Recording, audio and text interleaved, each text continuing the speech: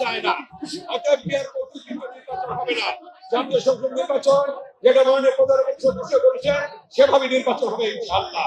রয়েছেন আজকে একটু আগে যে বক্তব্য রাখলেন আপনাদের এলাকা 18 সালে যে নির্বাচন করেছিল জাতীয় সংসদ নির্বাচন, সেই আবার 2026 সালের ফেব্রুয়ারিতে যে ইলেকশন করবেন সেই নেতা জনাব ব্যারিস্টার ইরফান ইবনে আমান অমি উপস্থিত রয়েছেন।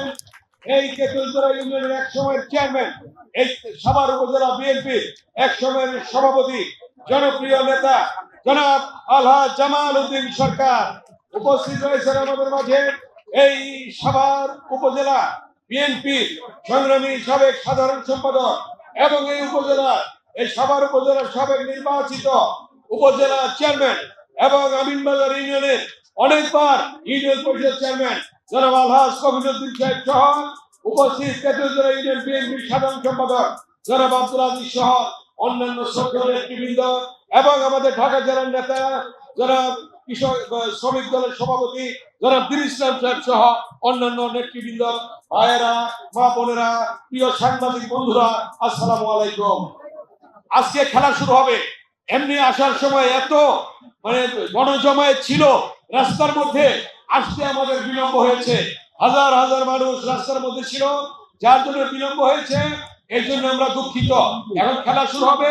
আমি বক্তব্য দীর্ঘায়িত করব না, শুধু এইটুকুন আমি বলবো, বাংলাদেশের বিভিন্ন ক্রান্তিকালে জিয়া পরিবার জনগণের পাশে দাঁড়িয়েছে, ঠিক না? 1971 সালের 25শে মার্চ যখন হানাদার বাহিনী আক্রমণ করলো, তখন আপনারা দেখেছেন যে কিভাবে 26 তারিখে শহীদ রাষ্ট্রপতি জিয়াউর রহমান সেই চট্টগ্রামের কালুরঘাট কেন্দ্র থেকে স্বাধীনতার ঘোষণা দিয়েছিলেন, ঠিক কিনা কথাটা? স্বৈরাচার এরশাদ যখন ক্ষমতা দখল করে, তখন দেশটি বেগম খালেদা জিয়ার নেতৃত্বে দীর্ঘ 9 বছর আন্দোলন করে এরশাদ মুক্ত বাংলাদেশ, স্বৈরাচার মুক্ত বাংলাদেশ, গণতন্ত্র পুনরুদ্ধার করেছিল বেগম খালেদা জিয়া। এই 16 বছরের এক দশক আন্দোলন করেছিল তারেক রহমানের নেতৃত্বে। হাজার হাজার ছাত্রদের রক্তের বিনিময়ে ইলিয়াস আলী গুম হয়েছে, চৌধুরী আলম গুম হয়েছে, সুমন গুম হয়েছে, তাদের আজকে আমরা পাচ্ছি না। হাজার হাজার ছাত্রদের রক্তের বিনিময়ে আমরা পেয়েছি নতুন বাংলাদেশ। এই বাংলাদেশের অন্তর্বর্তীকালীন সরকার হয়েছে। এই অন্তর্বর্তীকালীন সরকার নির্বাচন দিয়েছেন। মাননীয় প্রধান উপদেষ্টা বলেছেন যে ফেব্রুয়ারির প্রথমার্ধে নির্বাচন হবে ইনশাআল্লাহ। এই বাংলাদেশে যে কোনো বাধাই আসুক না কেন, ফেব্রুয়ারির প্রথমার্ধে বাংলাদেশে জাতীয় সংসদ নির্বাচন হবে ইনশাআল্লাহ।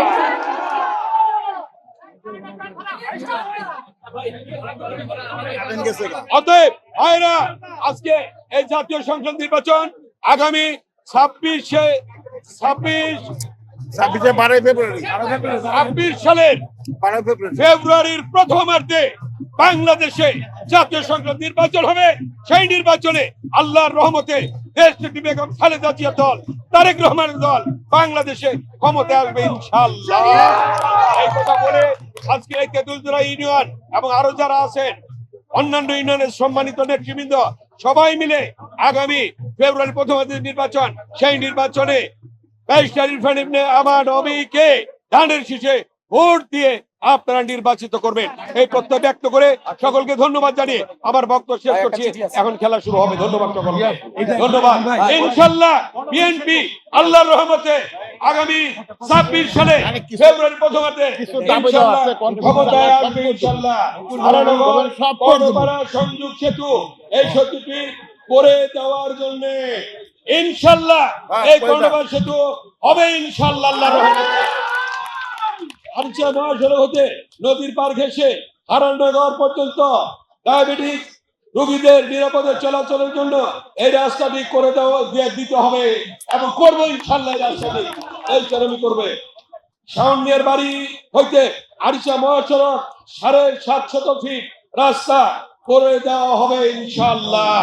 তাই আরো যে আছে এই তেতুলতলা, আমিনবাজার, ঠাকুরদা, আপনারা জানেন কেরানি যে উন্নয়ন হয়েছে, এই 3টি ইউনিয়নে আগামীতে উন্নয়ন করে তারপরে আবার ঢাকা 2 আসনে নতুন করে উন্নয়ন শুরু হবে।